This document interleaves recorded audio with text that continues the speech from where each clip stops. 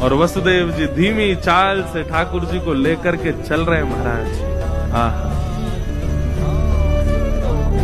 जैसे ही ठाकुर जी बाहर पधारे मथुरा के कारागृह से, आकाश में देवता खड़े होकर के भगवान का दर्शन करें और देवताओं ने स्तुति गाई।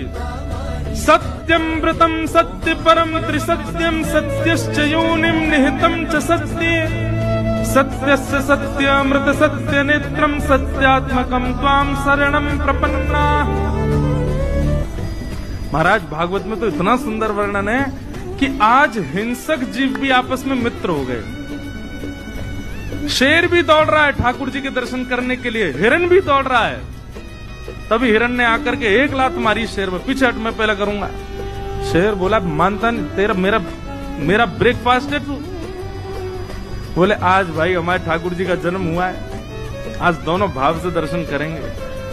और दोनों मित्र बनकर दर्शन कर रहे हैं। सर्प मूसक एक साथ दर्शन कर रहे हैं। सर्प ने फन उठा दिया ऊपर की ओर, ऊपर चल रहे हैं ठाकुर जी, और उस फन के ऊपर मूषक खड़े होकर दर्शन कर रहा है।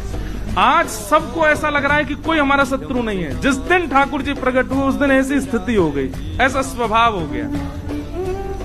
मंदम मंदम जलधारा गिर रही थी, तभी शेषनाग आए और पीछे से छतरी बना करके ठाकुर जी के पीछे चलने लगे। वसुदेव जी को इन सब भावों का अनुभव नहीं, वो तो ऐसे भाव साम्राज्य में चले, उनको पता ही नहीं चल रहा क्या हो रहा है। गोकुल जाने के लिए देखा बीच में यमुना जी। आज यमुना जी में समुद्र की तरह उफान भर रही हैं। सारी नदियां हैं आज वृंदावन में। जैसे ही जाने लगे वसुदेव जी, यमुना जी ने विचार किया हमारे पतिदेव आए हैं, पैर तो छू लें।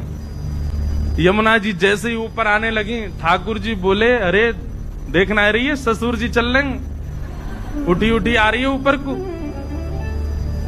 अरे वसुदेव जी नेक तो लज्जा कर ले। बोले आप चरण दे दो। ठाकुर जी ने पलना वो सूप में से अपना चरण बाहर निकाला। यमुना जी ने एक हिलोर भर करके चरण स्पर्श किया और मार्ग प्रदान कर दिया। वसुदेव जी चलते जा रहे हैं। गोकुल पहुंचे। वसुदेव जी जैसे ही पहुंचे, लाली को लेकर के वसुदेव जी वहां से मथुरा को प्रस्थान कर गए। मथुरा जाकर के जैसे ही पहुंचे, बालिका ने रोना प्रारंभ किया। कंस की निद्रा खुल गई। आकर के उसने बालिका को जैसे ही पटका, अष्टभुजी देवी भद्रकाली प्रकट हो गई। विंध्यवासिनी मैया विंध्याचल में विराजमान है, भगवान की बहन है वो। उन्होंने कंस को बताया कि भाई तुम्हारे शत्रु ने तो ब्रजमंडल में जन्म ले लिया है।